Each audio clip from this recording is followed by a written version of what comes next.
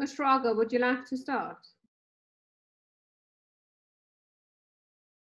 Just unmute yourself when you're ready.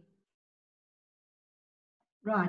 Thank you, Jody, and a very, very good evening to everybody. And it is absolutely amazing to see how many people have joined our webinar. For those that have joined that aren't part of the King David High School family, I'm Lorraine Schrager, and I'm the principal of King David, and I welcome you all here this evening.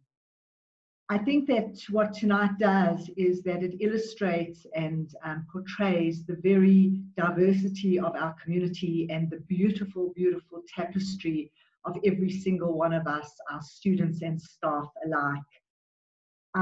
One of the things that always resonates with me is a quote by Steve Jobs when he says, "Don't let the noise of others' opinions drown out your inner voice."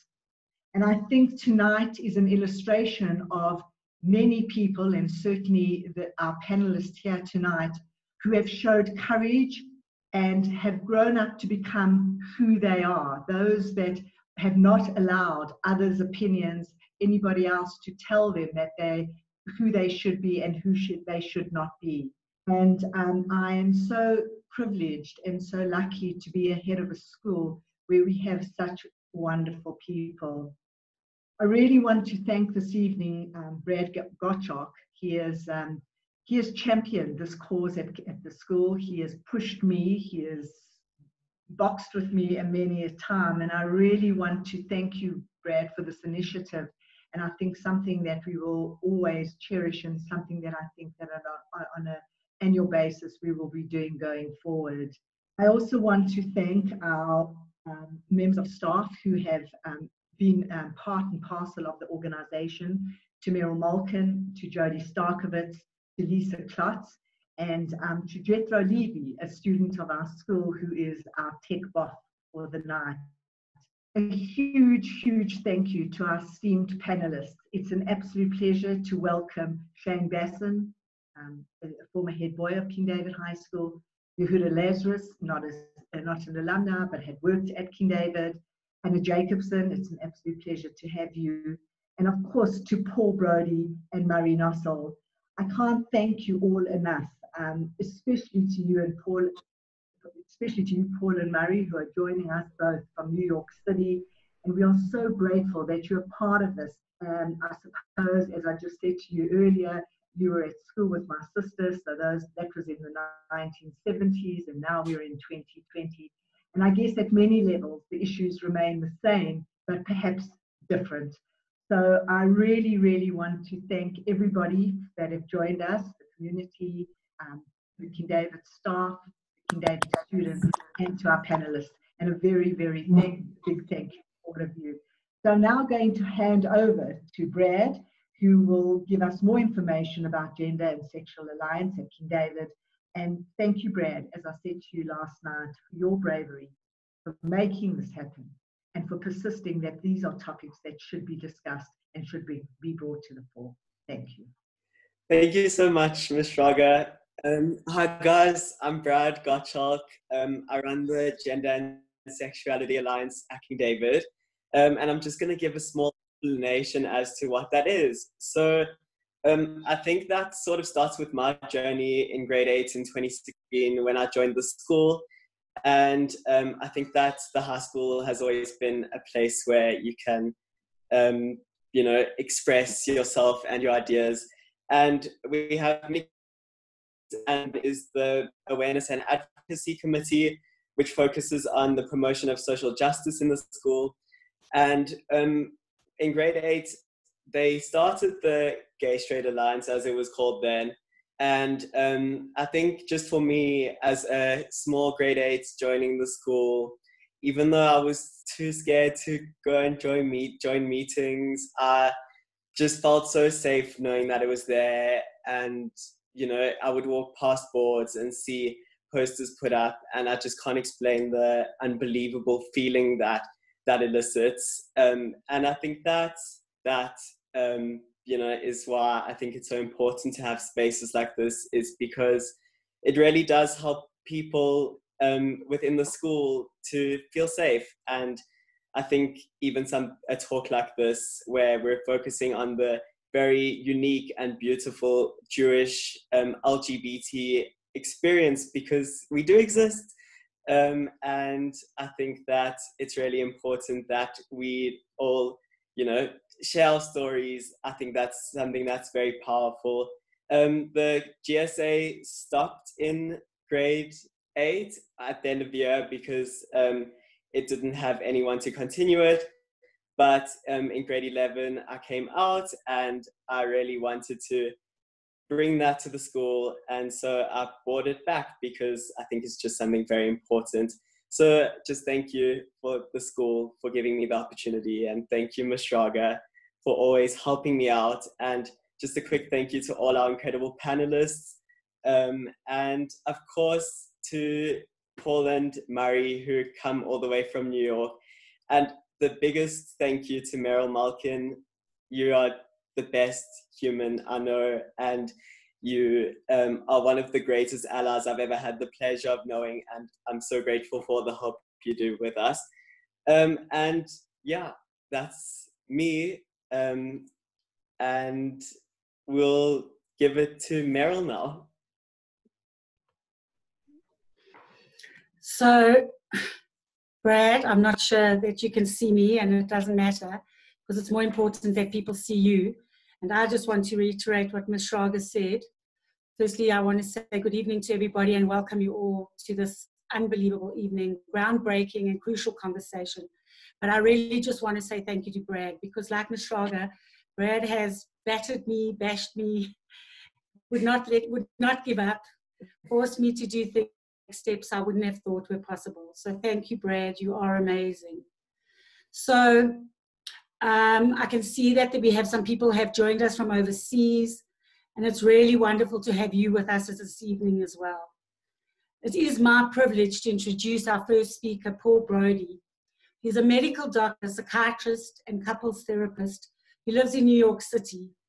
Paul is also attached to the Narrative Medical Masters Program, which I think is amazing. It just sounds fantastic.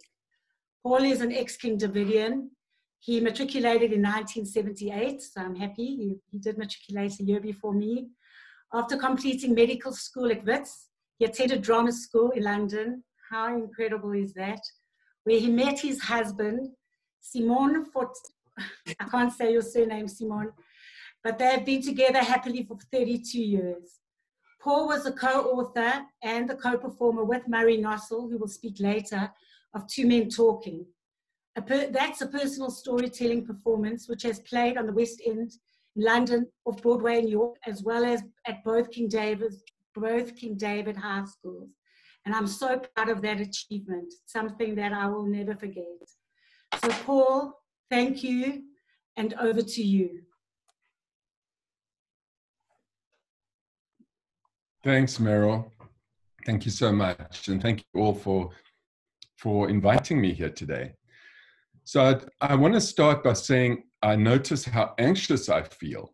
And I think part of why I feel so anxious to speak is because I'm putting words to an experience that when I lived it had no words.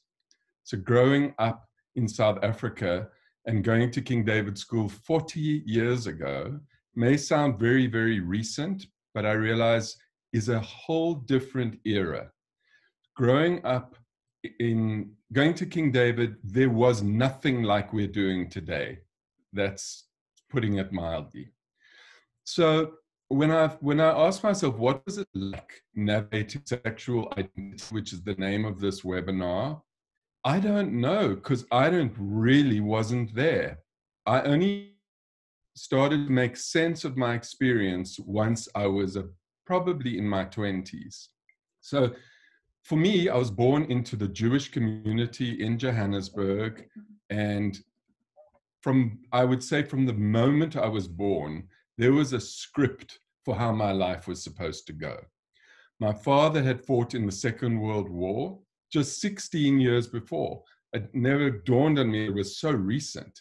He'd fought for 6 years against Hitler, and he felt very strongly about his Jewish identity. And the plan for me, just as had happened with my brothers, was that I was going to grow up, I think I was going to become, as a boy, interested in sport.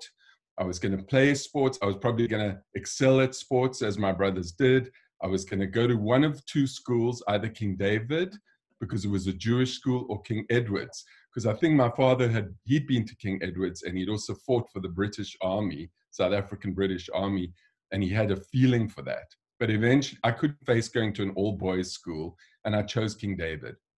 And then what would happen would be that I would eventually start dating girls, and I would meet a girl. She would definitely be Jewish. She would be white, of course, because in those days, I don't even think I had the thought that it was possible to meet someone who wasn't white. She'd be younger than me. Imagine she probably would have to be thin, because, you know, that was a good thing as well. And then we would eventually, the right girl, I'd marry her, and we would have children and grandchildren. And some of the variables were whether I would go to medical school or law school. I think those were the two major options. If I was really out there, I might go and do architecture. And we would then live either in the United States, Canada, Australia, maybe England, and South Africa, highly unlikely. Israel was a possibility as well. So that was the script. And it was never spoken to me. It was certainly not something that I think my parents believed in, but the whole culture just gave me that as the way I was supposed to be. So when I stopped being able to obey that script, I was really young. When I remember very clearly at around the age of 7, being on a soccer field, and the soccer ball came for me, and I ran away from the ball and wanted to hide behind the other boys because I didn't want the ball. And I still remember my brother and my mother watching this game and laughing, and the feeling of humiliation. They were obviously laughing because it was sweet, this little boy running away from the ball, but I took it as a deep humiliation that I couldn't play. And then came King David's school. And there, every morning, walking down the driveway, past Mr. Wolf's car, down to the tuck shop area, there was a group of boys who sat there waiting, and every morning they said things. They would say, pansy, morph, queer, girl, and they would just whisper it, but they would say it to me. Now, they were also saying it to everybody else. And I never understood then why it felt like such an attack, because they were just being boys who did this. Yeah, it was bullying of a kind. But I think that it was really difficult for me because on some unconscious, deep level, I thought that they could see something about me that was absolutely terrifying. And that was, there were no words yet. So then there were all these other forces at play. So I can't tell now how much of what my experience was as a result of what was coming from the outside and how much was coming from the internally. So there were the boys who stood at break and told me that I stood like a girl because I crossed my legs standing at the tuck shop. So I became very aware of trying to stand like a boy. And I had teachers say things to me, like my Hebrew teacher said in Form 1, which was Standard 6, what sports do you play? And I said, oh, I play a little bit of this and a little bit of that. She said, you mean you're not a great rugby player or cricketer like your brothers? I said, no. She said, oh, you're the black sheep of your family. And again, crushing humiliation. And then there was the prayer services.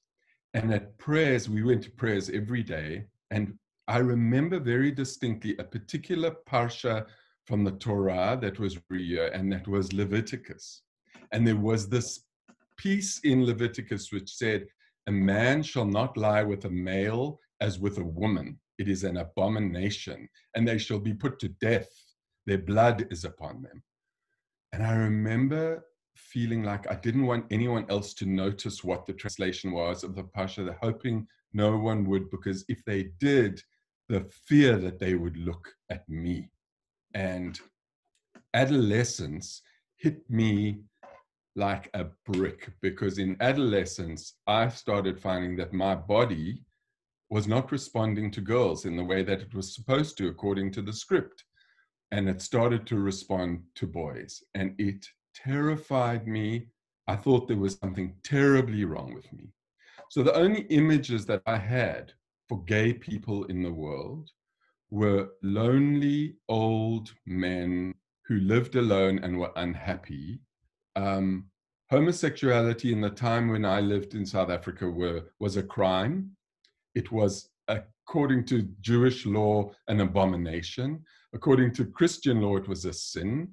And according to psychiatry, still was a mental illness. So I was sick. I was a sick criminal, sinner. And it was not something that I wanted to embrace. And, in preparing, thinking about this talk, I want to just remember someone who was so helpful to me in my life. And that was my English teacher. I get moved because he died. And that is Keith Maker. And Keith Maker was gay, and he was openly gay with me. And he was a person who had he had a lot of sadness, but he was also someone filled with life and vibrancy, and he directed the plays that we were in, and he made a huge difference to me in knowing that there were other people like me out there, and I'm grateful to him. And so, I could go on, obviously, I only have a few minutes, but I could tell you that the process of coming to accept my sexuality was very painful. It was not what I wanted. It was who I was, though. And it took me several years to allow that to come into consciousness, and for me then to actually choose to explore that side of my life and to come out as gay to my family and friends, which I did. Now, the other piece that I wanted to speak about was in terms of the Jewish, being raised Jewish. When I thought of my ancestors, and I thought of my grandfathers and their parents, they were all rabbis. I saw them as old Jewish men with long beards living in the shtetls, which they did. It never occurred to me that they could have related to me as a gay man. They would have been very disapproving, according to what I'd been taught by being in a Jewish environment. And many years later, I met someone by the name of Harry Hay. Is it? I'm hearing a voice. Is it my time? Is it time? Meryl, the only person I can see is you. 2 minutes left. 2 minutes. Okay, you have great. about 2 minutes left, Paul. So, thank you. 2 minutes. So I met a man by the name of Harry Hay, and Harry Hay was a founder of something called the Mattachine Society, which was a gay liberation society in America. And he was a trade union leader, and he was a fierce leader who was very militant about his homosexuality, in that it was his identity, and he believed very strongly that we were different from other people. We were not the same. And Simon and I met him on a camping trip when he was in his late 80s. And he called us in and he said to us, "I want to tell you, I'm very worried about you. I heard that you had a commitment ceremony." So he said, "Yeah." And he said, "Our people are not supposed to get married. That's not who we are. We are peacemakers. We are leaders of thought in the world." He said, "We inseminate the world with ideas, and we are not supposed to assimilate into the ways of the hetero." And when he said this, it was the first time I'd ever heard an older person really standing for a legacy as a gay person of someone who was important spiritually, who was revered and had a place in society. And even though I felt like I was disappointing him, just like I felt I was disappointing the rabbis and the grandparents, I was disappointing him because we did have a commitment ceremony and we were a couple and we didn't go, we didn't live the life he saw for us. But it was important to see that I had two lineages. There was the gay lineage and there was the Jewish lineage, and they both came together in me and were very important to me. And ironic to me that the Nazis tried to do away with both those lineages. And I feel them nowadays equally strongly. The way that I feel about being a Jew and what happened. I feel the same way about being a homosexual and what happened. And so I'm very grateful for being invited to just come and share that piece of my life with you and to be part of this conversation. Thanks so much. Thank you so much, Paul. You're always incredible, and I love listening to you. Next up, we have Shane Basson, who I'm sure a lot of people on the call will know. He was head boy of King David Linksfield in 2017, as well as the head of the Awareness and Advocacy Committee, which, like I said, focuses on the social justice in the school. He's currently studying accounting at the University of Pretoria. Take it away, Shane. Cool. Thank you. All right. Thank you. How's it, guys? So yeah, as was said, my name is Shane Bassin, and I was head boy of King David Linksfield High School in 2017, and I'm currently a university student at the University of Pretoria. And before I start, I just want to firstly congratulate and thank Browde and Meryl for getting this platform and this forum going. Meryl, I remember coming up to me when I was head of the Awareness Committee and begging me to get this Gay Straight Alliance moving. And as a closeted gay man myself, there was a few hesitations on my side. So Browde, thank you for doing it. And Meryl, I'm ecstatic that your dream has become a reality. And just thank you, King David, for having this platform. I'm not going to lie. When I was asked to speak, I did not know where to even begin. And so I thought, you know, if it's true for the sound of music, then it should be true for now. And the very best place to start should be at the very beginning. And so on one summer's day, on the 27th of December 1998, I was born. But in the interest of time, I will skip a few years and go into when I first entered King David Linksfield High School. Now, I entered high school having been the Johannesburg mini counselor and head boy of the primary school, King David Linksfield Primary School. And so I entered being, you know, kind of one above my peers. And then 6 months into my grade 8 year, my father committed suicide. And I went from being on that tall pedestal to being dropped down deep into the bottom of the pits. And in the anger and the pain and the grief that I was left in, I found solace in things like the President's Award, where I did my bronze, silver, and gold, and I joined the Gauteng President's Award Youth Committee. And in grade 10, when it came time to choosing between going on Hadrachaj or Shim, I chose to go teach English to Tibetan monks living in India on a youth self-development / self-discovery trip. And I did many different things like that, many different leadership courses, different programs.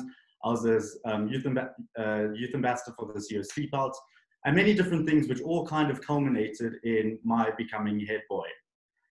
And I was very involved in the Jewish community, especially up until then. I was an avid Chani on B'nai Akiva camp. I went on my first B'nai when my father was the doctor when I was 4 years old. And I went all the way through until my last camp when I was 18 years old. And I was head boy. And so I was very much, you know, involved in the community.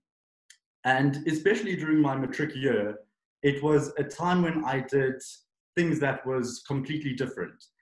And I brought in campaigns and I brought in different initiatives and things that highlighted and focused and showcased the other and, you know, the different, people that are different to us.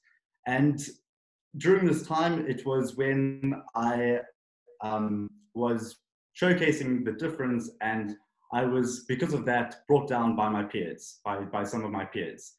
And especially when I was head boy, it was a time when I was firsthand exposed to prejudice and to this societal thinking we have within our community of that we are better than someone who is not us. And you know, if on a simple term, if you do not wear if you do not have a country road bag, you're out. If you do not wear the same clothes that we wear, you're out. If you do not go to the same bars we go to, you're out. And all these things we're showcasing that if you're not us, if you're not one of us, then you're out. If you're different, you're out. And in order to explain this thinking as well, I'm going to obviously focus on a LGBT narrative, given the talk tonight. And I'm going to compare it to anti-Semitism, which I think is something that is very impactful and pertains to all of us on this call tonight. So imagine if tomorrow night Cyril Ramaphosa stood up and said that anyone who is Jewish is a sin. Being Jewish is a sin, and if you're Jewish, you must get out. Then he says that one of his ministers he's just found out is a Jew, and he has been removed from cabinet because he is Jewish. And then you go to the shops and you listen to a conversation, maybe one of non-Jewish friends, and they say that if they ever find out that one of their friends are Jewish, they will disown them there and then. Now, as much as this might seem that like a ridiculous scenario and one that you would take great offense in, rightfully so, we have a problem when it's against us as Jews, yet it's perfectly fine to do that against someone who is gay. You know, as I said, I was a B'nai Akiva Chani, and I remember a Madi being asked to leave the movement because they were gay. I remember in Jewish studies lessons at school when external rabbis would come in and start preaching their own ideologies, and the phrase that being gay is an abomination was very freely used in class and in lessons and everything like that. And I remember a friend of mine, through conversation, basically saying that if they ever found out that one of their friends was gay, that they would disown them there and then. And all these times, all these encounters, I kind of set these timers in my mind where I said that I will one day, just have to leave it and just have to escape and get out of that environment. Because when I finally show who I am, and I finally am true to myself and bring it to the world, I won't be accepted. And I will be rejected by my religion, by my peers, by my youth movement and everything. And so that's what I did. And I ran away from King David, and I ran away from the Jewish community, and I went as far as I could to Tux.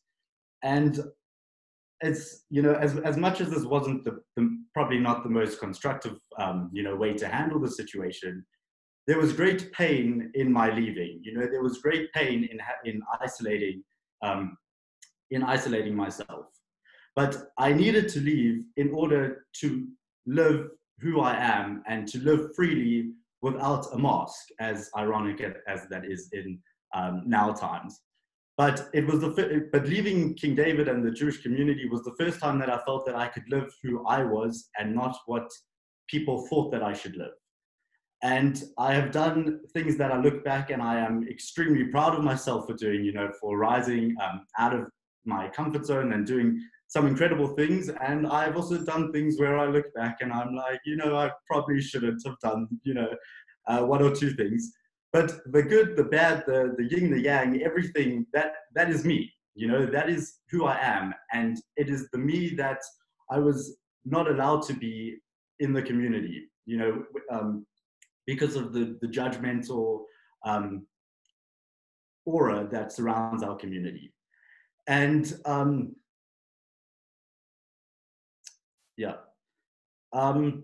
okay, but so I escaped and I went to Tux, and just like everything in life, there's good and there's bad. And I think it's very important that I mention now that, as much as this is a problem within our community, it is not just our community. There is not just homophobia and hatred within our community.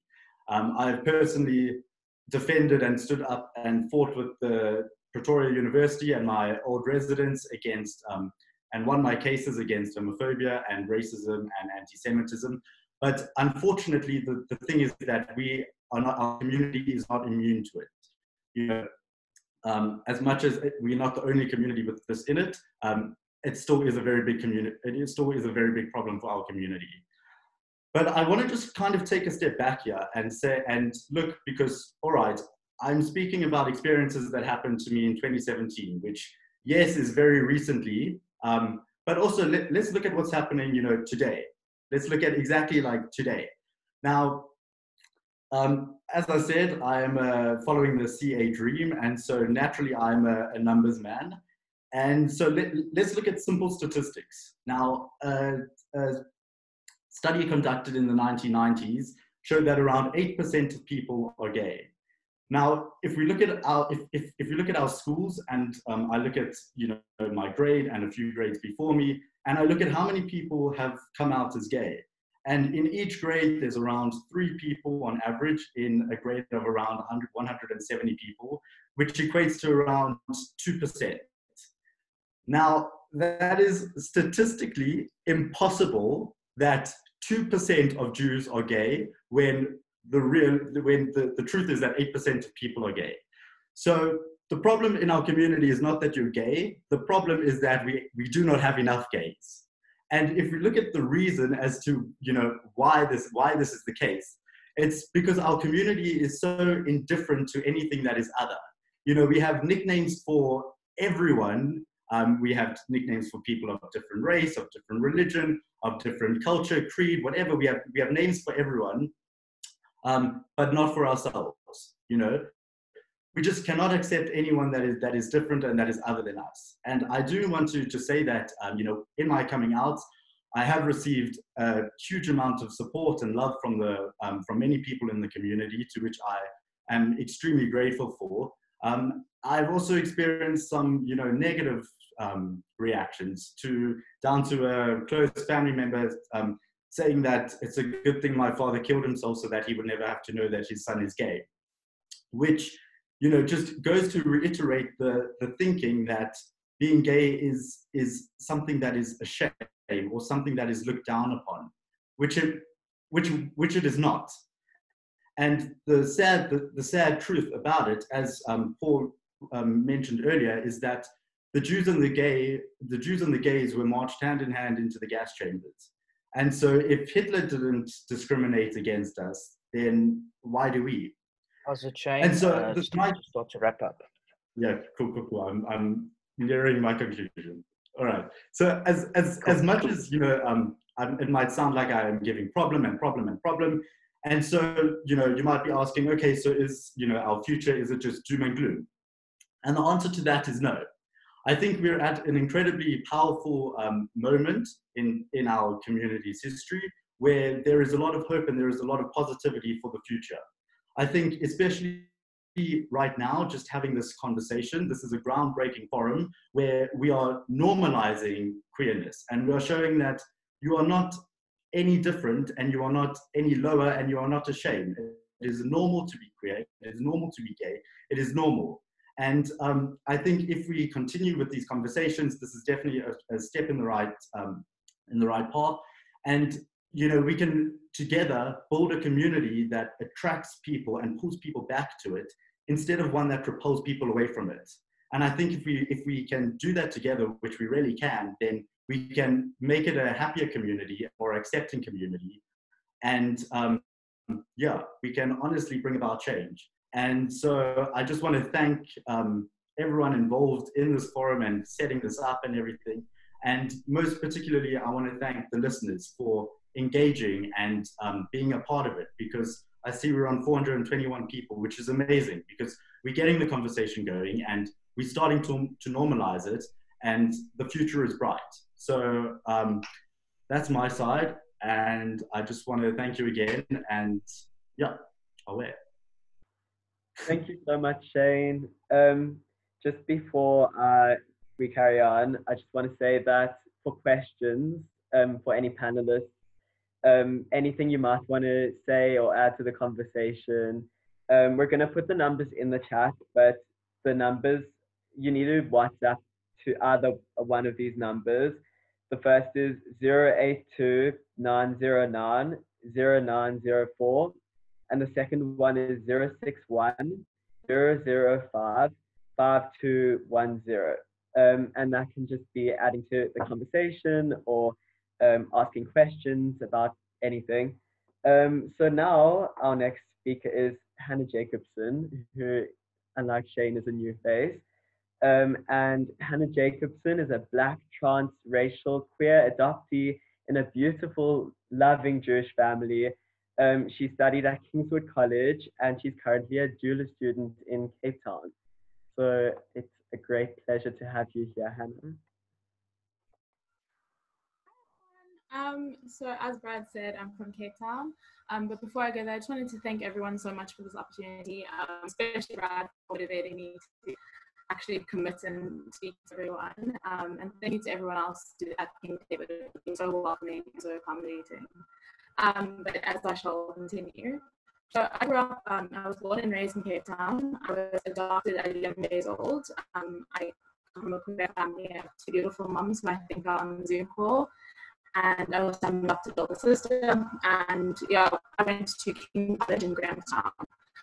So being raised in a queer family for me was never something I had to feel ashamed of. And I think that was down to my parents and mom's experiencing extreme sexism and larger amounts of homophobia for being two women wanting to raise children. And from an early, when they decided to have children, they made a conscious decision to surround my sister and I with other Jewish families that didn't consider what was normal. So we had many families around us who were also transracially adopted, other queer parents, and other families that just weren't considered what was normal. From a young age, I was very cognizant of my surroundings and knew I had nothing to be ashamed of as a queer person. And it's scary that not many people say that they've had the same experiences that I have. I was allowed to be expressive. I was allowed to own my gender identity and my sexuality from a very early age because I was surrounded Hannah, if you with can hear people me, who, sorry to bother. Yeah. No worries. We can't hear you. It's very, you got a big echo. Can you please, if you just have earphones nearby, that you just plug them in and speak through that, as Sure. not many people can hear you. Thank Okay. you. Sorry. Your time will restart again. You can start from the beginning. Okay, cool. Sorry about that. So just to restart, my name is Hannah. I'm from Cape Town and I'm a Duda student. So I was born in Cape Town. I was adopted at 11 days old. I have two beautiful queer moms who I think are also on the Zoom call somewhere. I have a beautiful older sister who's also adopted, and my parents are white. Growing up in Cape Town, the Jewish environment was somewhat tumultuous for us, but from an age, my parents really tried to have a progressive and diverse surroundings for my sister and I to look after, to feel normal. So we were surrounded by many racially different families. We were surrounded by other queer families, other queer parents, and we were able to feel normal and safe and healthy and comfortable. And because of that, I never felt ashamed to be a Black person in largely white spaces. I've never felt ashamed for being a queer person. I've never been ashamed to have good parents. So I was always allowed to own myself and own my own identity, and it's been a beautiful experience for me because I was allowed to have all of these things myself. And I knew growing up in the family that I had, I was allowed to be completely open to that, never feel ashamed. And it's very sad that many other people have not been able to have the same experiences I had, because I think that it should be normal for kids. Yes. Your audio is not too great. So I think we're gonna just, can you maybe join on another device and then we're just I'll try. Okay, cool. We'll come back to you. Okay, thanks. Cool. Bye. We're just going to go into someone else. If you can just disconnect and join on a new thing, and then we'll start again. Okay. Anna, just to say, everybody is so keen to hear your story. They don't want to miss anything. And so we don't want you to not be heard. Yeah. So we'll just switch the order around. Next up, we have Yehuda Lazarus, who personally took me on Shabbaton in grade 6.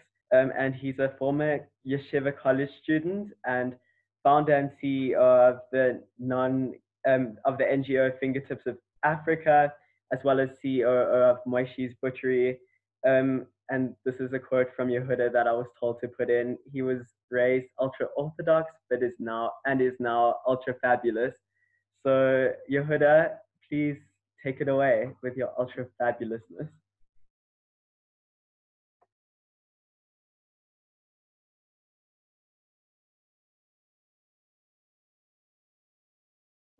Yehuda, if you can just unmute yourself, please, and if you can just start your video.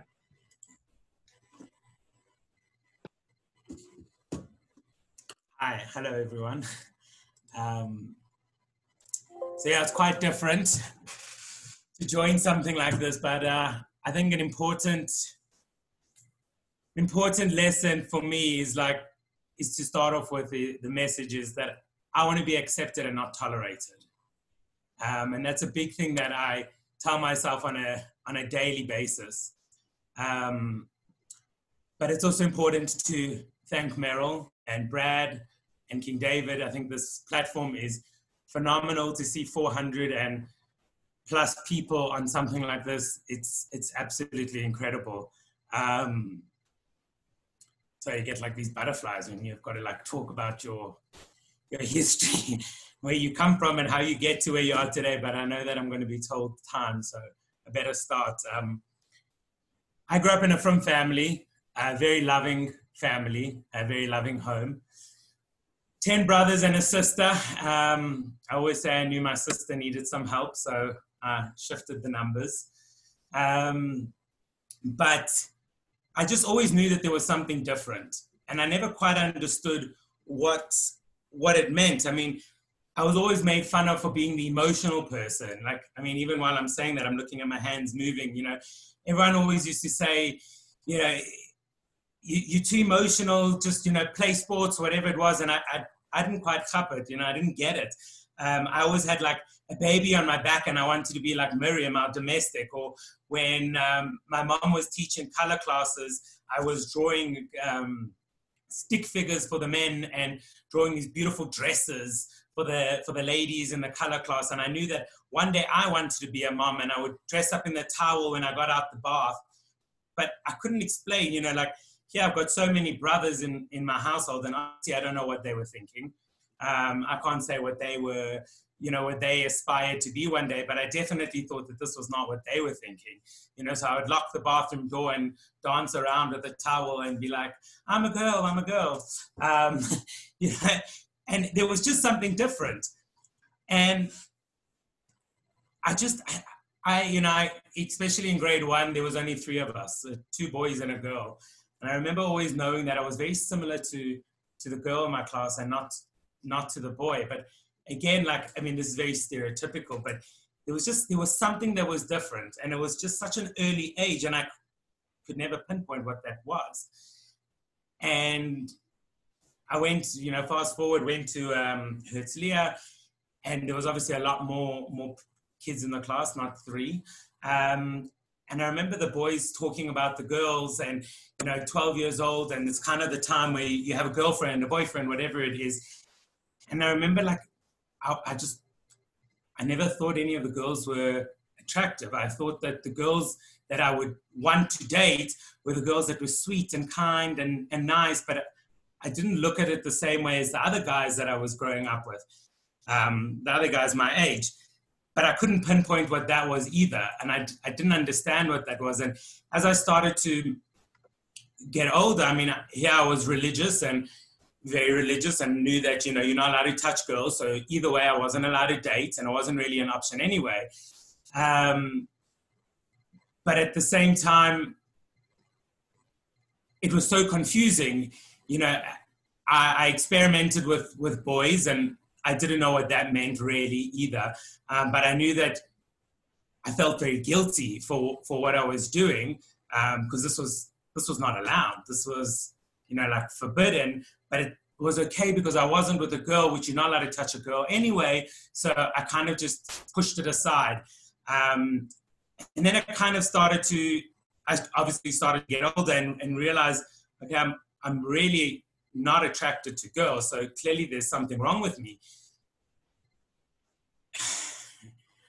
I like pause because I look at my paper and it's empty, basically. I've gotten through the first half, but at the very beginning, it's just, I can feel it even now, being that 17, 18 years old, and you don't know how to explain that you're different to everybody around you, but at the same time, you don't want to lose what's going on and how life is. You know, I go to shul and I love it, and I love singing and being part of everything, and going to camps, and there was just so much, and that fear of losing what is the norm right now, and that life and what it is, it's like, and it just eats at you, and I just didn't know how to deal with it. And I carried on having these very casual here and there, like whether it was an experience with a guy, and I would just tell myself, like, this is just, I'm going to get married, and I'm still blee, and I'm not touching a girl, and I would just kind of ignore it. And then I kind of left the teen years and became, early 20s, and it started to get a lot worse, because now it was time to get married. I had to follow in the footsteps of all my older brothers, 7 married brothers. And I would be one of them also. I'm going to have kids, and I'm going to get married, and how am I going to make this a reality like everybody else? And I didn't quite know how. And for me, a big thing was that it's kind of easier not to be around. It was like, if I just finished my life, if I committed suicide, or if I just disappeared, then I didn't have to fear the unknown of being excommunicated from a community, or being shunned from my family, or all these things that go through your head that you constantly fear and can't conceptualize. And it was just so stifling. And I actually talk about it. I'm looking at the list of people on the panel, and I see Lorraine's name over there. There was one day I was teaching in the Deej, and very involved, obviously, in the community, and King David, in B'nai Akiva, and the shuls and things like that. And I remember sitting there, and one day Lorraine just put her hand on my knee, and she said, like, it'll be okay. It was something along those words. And I didn't quite understand what she was saying, but it was very much the time where I just felt like it was easier not to exist than to exist in this world where I didn't know how it could exist. Because if you don't tell anybody, and you just kind of disappear, and your car hits a tree, then nobody knows, and you don't have to be the one to break your parents' heart and to ruin your friends and your existence in everybody else's eyes of what you are. And it's kind of easier not to be around. And I pay a lot of respect to her, because I think that for me was a big moment of like, I'll kind of figure this out. And I didn't know how. And it was still a few years before I came out. But that fear is so intense. And the reason I kind of talk about it from a very early age is, for me, the biggest thing that I could wish for other kids, for parents, for anybody, is that we don't know what someone's going through, no matter what age it is. It's time to wrap up. My therapist often says to me, and I'm very proud to still be in therapy, and I think there's a lot to unpack from my past, but she often says, like, let's break it down. Let's break it down, your childhood. I'm like, I can't break it. I can't break my childhood down. Like, well, what do you want to talk about what happened 20 years ago? But it's now that I realize that the experiences I had as a child were me being gay. It was my identity. It was something that I was born with, and that no matter what the religion does or doesn't accept, and, being accepted or not accepted, I think for me, a big part of it is that I have an amazing community, an amazing family around me, that there's a lot to my story, and anyone obviously is welcome to reach out. But I do very much feel more accepted than tolerated from the people around me. And I think there is a lot of people that tolerate and not accept me. And it is something that I, no matter what, will continue to strive to show them that it is something that one day I do hope you accept and not tolerate, and learn and teach that to the people around that. And that's why I'll continue waking up and looking in the mirror and say that all I want is to be accepted and not tolerated. And I think it's something that we can bring into our own homes, and I do hope that we continue. But again, if there's anybody that ever feels the need to want to talk or to know more about my story, feel free to reach out. And kind of sum up my life in 10 minutes, but I hope that gives you a bit of an insight. Thank you so much, Yehuda. Hannah's back, and we're gonna hand over to her now. Hi, everyone. Sorry for my technical difficulties, but I just have to restart. But anyway, as Brad had said previously, I am from Cape Town. I'm 21 years old, and I'm just going to kind of speak to my experiences as a queer person of color in the Jewish community. So I was adopted at 11 days old by my two beautiful moms who are on the Zoom call as well, and my older sister Gina, who's also adopted. And from a young age, I was very cognizant to my surroundings, and my parents made the decision to have other families around my sister and I who weren't considered traditional families. So we were surrounded by diversity and what was considered not normal in the 90s and the early 2000s. And from a young age, I had never felt shame of my family. I was always proud to come from a Jewish family, as I still am today. I'm proud to have two moms. I'm proud to be an adoptee. I'm proud of my heritage and my culture, but I'm super proud to be a Jewish person and to be a queer Jewish person. And growing up, for me, I never had any shame. So when I started understanding microaggressive prejudice towards my parents' sexual identity in the Jewish community, it took me aback, and I was shocked that I was now being chastised for something that was so close to me and something I was always very proud of. And because of my parents' choice to always have people that were different around us and to have us being proud of our identities as queer Jews of color, we knew as kids, I knew specifically that I could grow into whoever I chose to be. I could become whatever identity, and I would have been accepted by my family. And that sub-community is what really started a long path of strength and of pride that I still have with me today.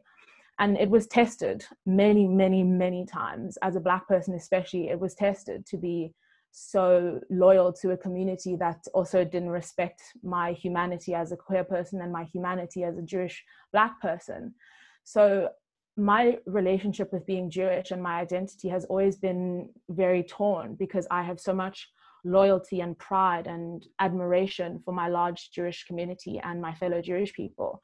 And I never attended an all Jewish school. I never attended Habonim. I was never part of these sub-Jewish cultures. So when I was in larger Jewish communities and spaces, I often felt like I was the odd one out, because I didn't necessarily have the same experiences, or we didn't have much in common. So I felt like an outsider in a community where I knew I did belong.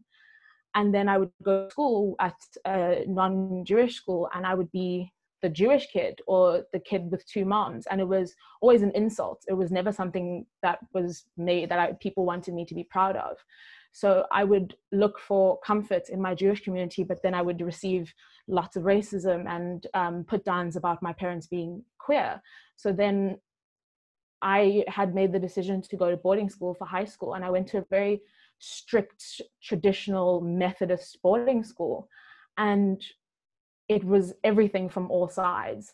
And when I was at school and being the only Jewish person, the one thing that I felt the closest to and what I missed the most was being around other Jewish people.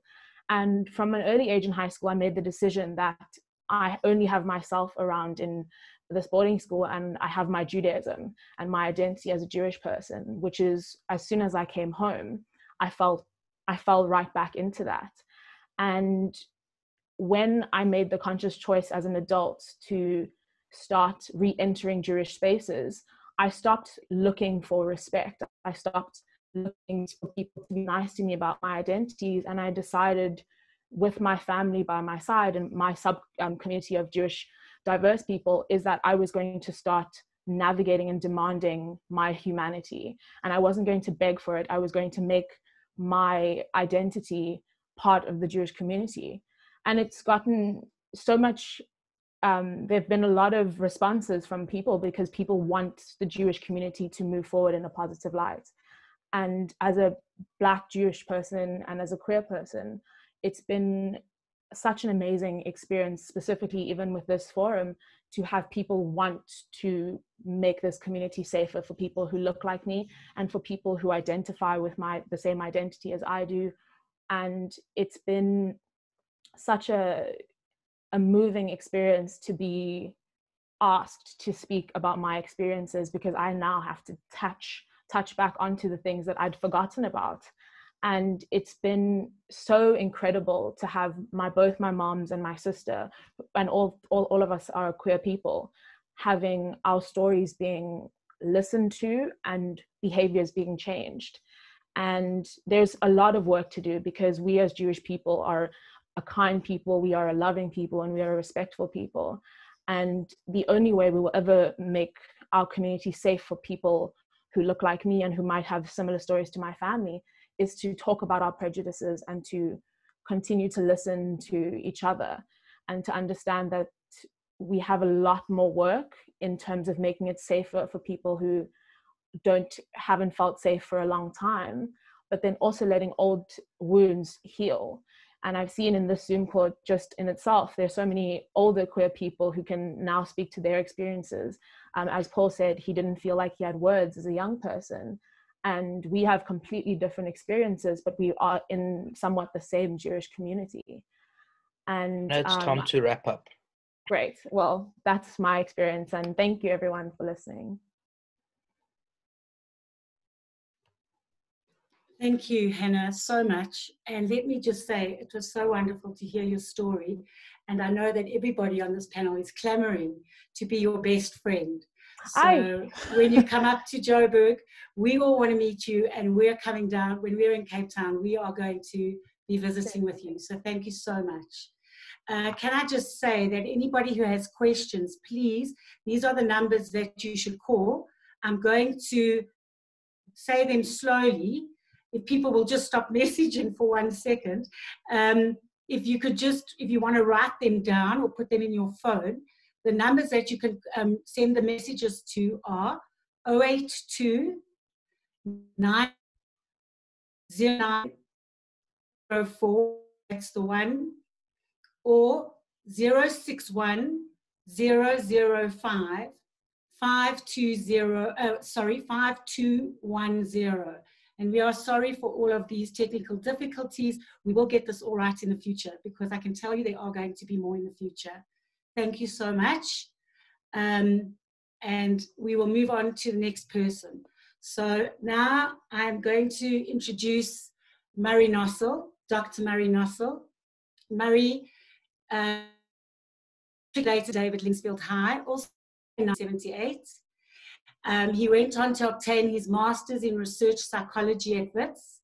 He received clinical psychology master's at UCT. And after that, Murray studied, I never knew this, in social work and anthropology from Columbia. Murray is a master storyteller, inspirational teacher, and entrepreneur. He's also an Oscar-nominated documentary filmmaker and past to Malkin. Murray lives in New York with who's been together for 27 years. The stories you told, and some of the stories have stayed with and moved me every time I think about them. So thank you. I'm honored to hand over to you, Murray, for the final talk, after which we will have time for the panel to answer any of your questions. Thank you so much. Meryl, thank all of you for your amazing presentations, and I'd like to acknowledge Brad for creating this extraordinary event. And I'd really like to acknowledge everybody who's listening in on the presentation. For me, it's the afternoon, even because really without the listening and the participation of an entire community, nothing really can change. Queer are part of the world, which consists of all people. And we are also just a small tip of the iceberg of those who are not accepted in the world and whose identity are a source of victimization and bullying. So that when it comes to talking about my gay and Jewish experience and the way that that was formed at King David, the two are pretty much inseparable for me. The Jewish context for me was really a very dominant context. And I was just thinking, as I started listening to all the various wonderful talks today, about an experience that I had at King David, which I've never even thought about before. That was that I would sit in the high school in the hall, where I was so excited to also be able to perform the story that Paul and I performed, Two Men Talking, for many years. But we would sit every day at synagogue services, and it was during this time that always would be pea-shooting me and queer and all that kind of stuff. But transfixed by those people singing in the choir, some of them were amazing. There was this choir, and longing, a sense, to sing in that choir, but there was just no way I would even go close to it. And it was because of what it stood for in terms of my realizing at some unspoken level that I was gay, that I was not acceptable or accepted in this Jewish society. And so, but what the choir really embodied is spiritual. So there was something very uplifted and spiritual going on there, which I really wanted to be a part of. But then there was something also very condemning about what that stood for, which I didn't want anything to do with. So that was a very formative experience. And I want to talk a little bit about being a spiritual seeker, because I've always been a spiritual seeker since I was a little boy. And so Judaism is, on the one hand, this religion that is with, commandments and thou do this and that, laws and regulations and keeping kosher and what have you. And that felt to me like a prison. And then somewhere in that choir that I would hear at that shul every single day, there was something transporting. Now, that spiritual seeking has followed me throughout my entire life. And I'd like to tell you about an experience that I had in Israel, which was in 2005. I was there making a documentary film about a Holocaust survivor. And for her, Israel, while she was in concentration camps and labor camps, for her, Israel represented absolute freedom, a place where she would be able to go if she survived the war, and where she would be completely accepted as a Jew. And also, all of her only remaining family members were actually buried in Jerusalem, and she wanted to see their graves because none of her family members who were killed in Auschwitz had graves. So there I am, filming her at the Western Wall. Now, of course, the men are on one side, and I'm looking through this sort of wooden woven fence. She's this incredible experience into the cracks. And so I wanted to do the same thing. And so I touched the wall with my eyes closed. And there was some kind of vibration in that wall, that thing, extraordinary. And I was thinking to myself, wow, there's thousands of years of history. There are hundreds of thousands who've touched this, feeling the same kind of energy that they have. So I walked away from the wall, and a man, a rabbi, came up to me and tapped me on my shoulder, and he said, "You're Jewish?" And I said, "Yes, she is." "Well, that makes you a Jew." He said, "How would you like to take your Jewish blood pressure?" So I said, "Fine." And so I put out my arm, and he wrapped them with tefillin. And then he had me saying these prayers. Thanks to David, I could read into Hebrew. And then he's guided meditation. Parents bathed in golden light, and your family bathed in golden light, and yourself bathed in golden. And may your children and your children's children all be prosperous and all marry Jews. So I stopped him there and I said, look, you know, you kind of had me there for a but you've lost me. He said, why? And I told him, well, I'm, you know, gay. And he said to me, you are an abomination against God. I realized that. And he said, you are worse than a murderer. He said, you are worse than Hitler, because Hitler murdered Jews, but you are murdering your own people. This was like a stab. Really, it was like a stab in the heart. And I couldn't believe it quite, that there I was at the Western Wall, and these are the kinds of things that I was hearing. And I think that the one thing that I really carried away from that experience was tremendous anger and rage. And it tapped into the kind of anger and rage that I'd experienced as a schoolboy who was, you know, bullied. And, you know, you can all watch the story of Two Men Talking incident on you. If you just type in Two Men Talking performance November 7th, 2011, you can see the whole story that Paul told at King David. But, you know, I had some awful experiences of violence, awful experiences of aggression as a little homosexual boy at King David. And Marie, you have 3 minutes left. Thank you so much. So those feelings of rage, anger, and aggression followed me. And, you know, I think that for me has been the most destructive element, is the anger and the rage. And that is something that I carry. I'm responsible for it. Nobody else is responsible for it. It's my responsibility to deal with that.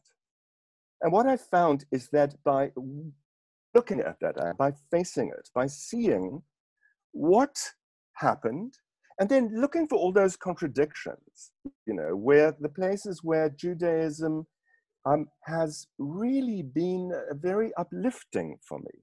And also being gay, I mean, for me, it's just like, okay, get out there and celebrate it, you know, be an activist. You know, there's so much that we all have to do in the world. There's so much work. There are so many people who are being oppressed. Look at your gay story. Look at who you are as a gay person. See what you've learned and get out there and just be it, you know, just do it. Because there are so many people who are on your side and backing you. And just look at this call that we're on now. You know, we've had 400 people or more on this call. And I don't think everyone on this call is gay. Certainly my mother isn't, and she's on the call. So, you know, my mother's an enormous support. My father's been an enormous support when he was alive. My family, my friends, you know, the supporters are out there. And you can always look for confirmation of being a victim and of being oppressed. But the very fact that this call exists and the very fact that we're doing this call means that there are sufficient numbers of people who are willing to support it. So I would say yes. I mean, for me, I've had the enormous privilege of grappling with my gay identity, talking about it, telling stories about it. But ultimately, we must move towards accepting and not allow other people, but the journey, the spiritual journey here is to accept yourself. And, you know, and with Judaism or any form of spirituality, whatever form of spirituality you take, you know, I say you take what you like, you take what works for you, and you leave the rest. And so if the spirituality is what you're seeking, see what you can solve from that and leave the rest. Okay, well, lastly, I just want to show you my t-shirt that I got at the Guggenheim Museum in New York. It's by Kawara, and it says, I am still alive, very happily alive. Thank you all. Thank you so much, Mary. So we're moving on to questions.